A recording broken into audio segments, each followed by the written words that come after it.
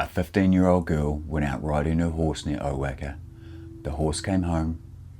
She didn't. What police uncovered next would haunt South Otago for decades, because Kylie Smith had not simply disappeared.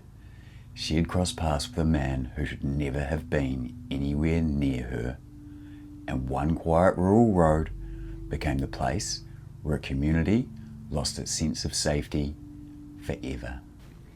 This is Southern Static, forgotten crimes, strange disappearances, and the darkest stories buried deep in New Zealand and the South Pacific. Stories most people have moved on from, but the places never really do. In 1991, Owaka was the kind of small New Zealand town where people still felt safe leaving doors unlocked. A quiet rural community in South Otago. Farmland, bushland, long empty roads, rain moving over the hills, gravel tracks cutting through paddocks and forests.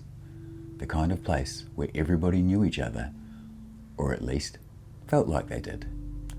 It was not a place people associated with sudden violence. It was not a place where parents expected ordinary routines to turn into nightmares.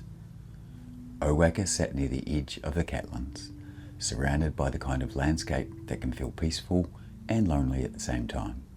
Beautiful but isolated, quiet but exposed. And in towns like that, trust becomes part of daily life. People trust the roads, they trust the familiar vehicles, they trust their neighbours, they trust the rhythm of the place. This is why what happened to Kylie Smith shook the area so deeply, because this was not some distant headline from somewhere else. This happened somewhere close to home, on familiar ground, in a place where people thought they understood the dangers around them. And after 1991, Owaka would never be the same again. On the day she disappeared, Kylie had been riding her horse near her family home outside Owaka. At first, nothing about the afternoon seemed unusual.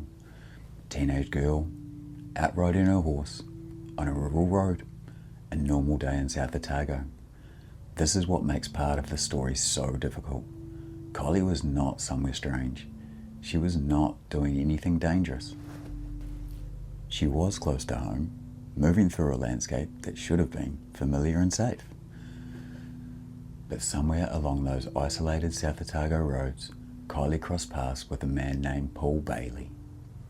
According to investigators, Bailey stopped his vehicle and confronted Kylie while she was out riding her horse.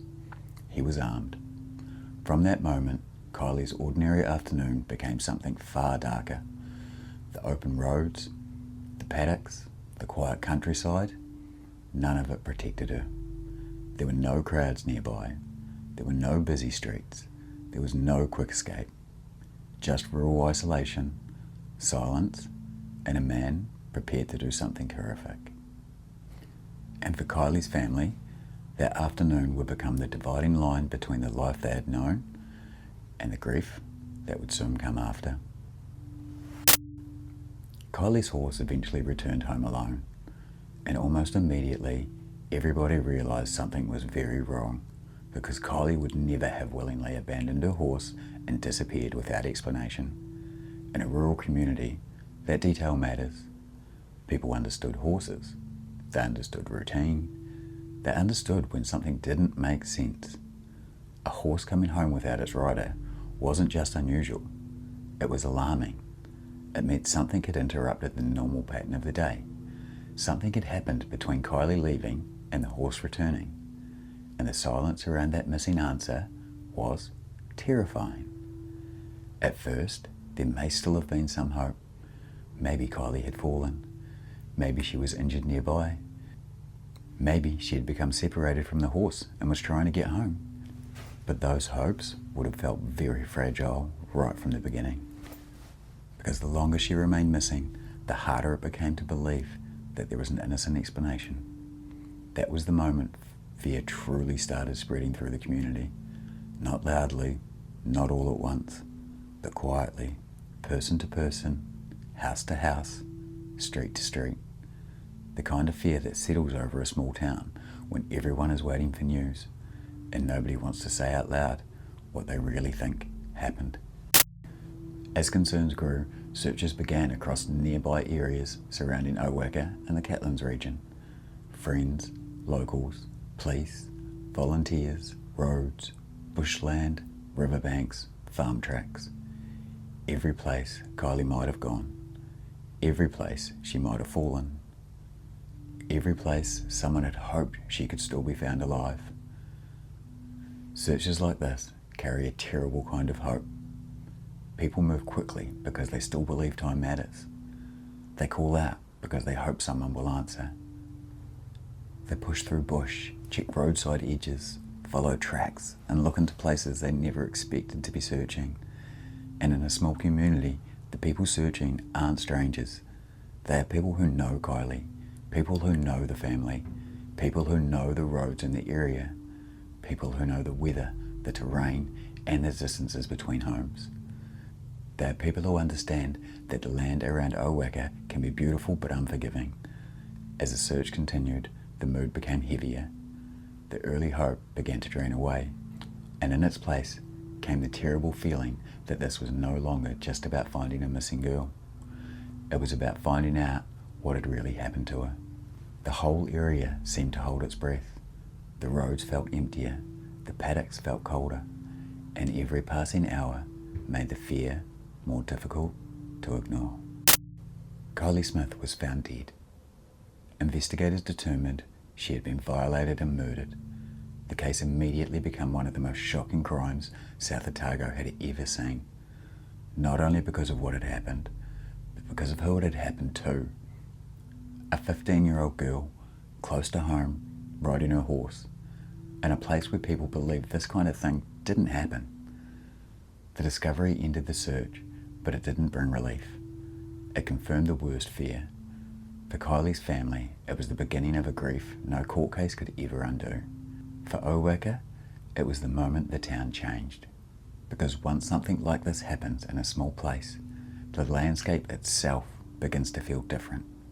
The same roads are still there, the same paddocks, the same trees, the same quiet houses, but the meaning of them all changes.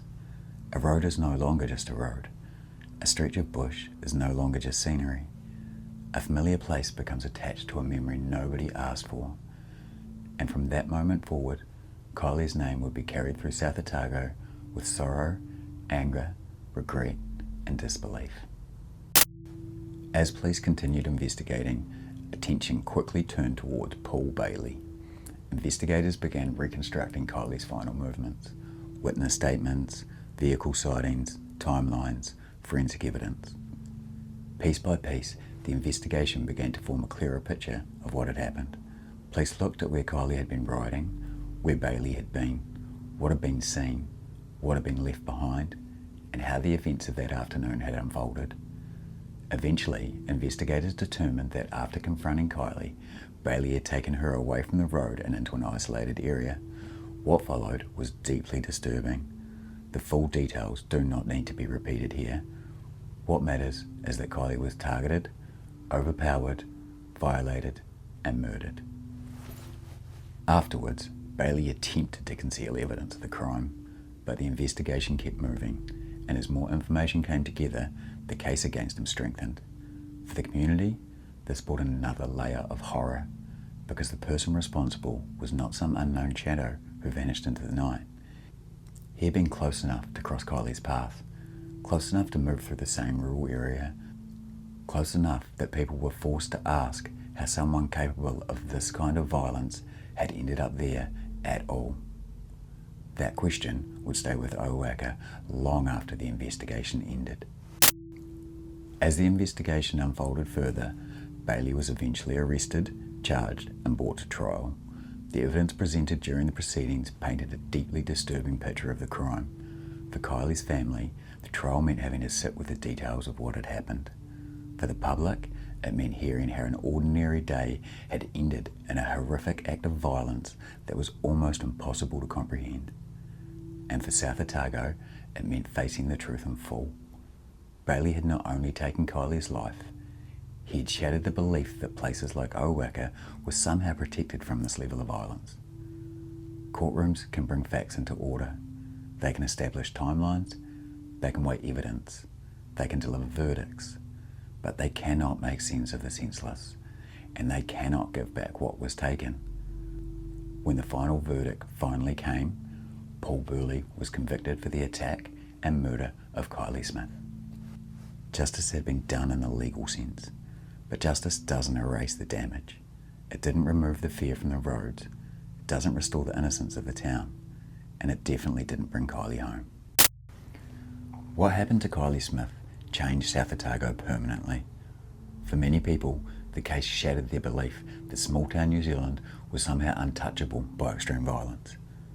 Parents became more cautious, communities became more fearful, and for years afterwards, the case remained deeply embedded in the locals' memory. The effect of a crime like this doesn't end when the offender is convicted. It spreads outward, through families, through schools, through churches, through workplaces, through conversations at kitchen tables and over farm gates. People remember where they were when they heard. They remember what the town felt like before, and they remember how it feels after. Owaka was no longer just a quiet rural town. It had become a place associated with a tragedy, a place where people had to accept that danger was not always that far away, that evil did not always arrive loudly, that sometimes it appeared on an ordinary road during an ordinary day in the middle of an ordinary life. And that is what made Kylie's murder so hard for people to process. It took something familiar and made it frightening. It took a community's trust and broke it. It made people look differently at strangers, at roads, at isolation, and at the big spaces between houses. For South Otago, Kylie's story became more than a case. It became a warning, a memory, an open wound that will never heal. What makes the murder of Kylie Smith continue lingering in New Zealand memory isn't just the brutality of the crime. It's how suddenly an ordinary life turned into tragedy. A teenage girl riding her horse near home, a random encounter on a quiet road, and a crime that would permanently scar an entire region. But the case also matters because it reminds us of how victims should be remembered. Not as headlines, not as case files, not as a name attached only to the person who harmed them. Kylie was a daughter, a young girl with her life still ahead of her, someone loved by her family and remembered by the people who knew her. And when cases like this are told, they have to be handled carefully, because there is a difference between telling the truth and exploiting pain. There is a difference between remembering a victim and turning a tragedy into a spectacle. Kylie's story matters because it shows how quickly safety can collapse, how deeply one act can damage a community forever, and how long grief can remain tied to a place. More than 3 decades later, people still remember, because the story is not only about what happened to Kylie, it was about what was lost around her. The trust, the innocence, the belief that small towns were somehow separate from the darkest parts of the world. That belief was broken in Owaka, and it never fully returned. Even now, more than 30 years later, the murder of Kylie Smith is still remembered across New Zealand. Not because people are fascinated by violence, but because the case shattered something many people wanted to believe. That places like Owaka were immune to crimes like this. That quiet roads were safe. The familiar landscapes couldn't hide something so dark. But Owaka learned that safety is somehow and sometimes more fragile than people want to admit. And once a place loses that feeling, it doesn't come back easily. For Kylie's family, the loss was personal. For South Otago, it became part of local memory. And for New Zealand, it remains one of those cases that still feels impossible to hear without asking the same question. How could something like this happen here? A girl went out riding her horse. The horse came home. She didn't. And somewhere out there tonight, beneath the streetlights, river fog, and empty rural roads of small-town New Zealand, another story is already beginning. Stay safe and stay out of the static.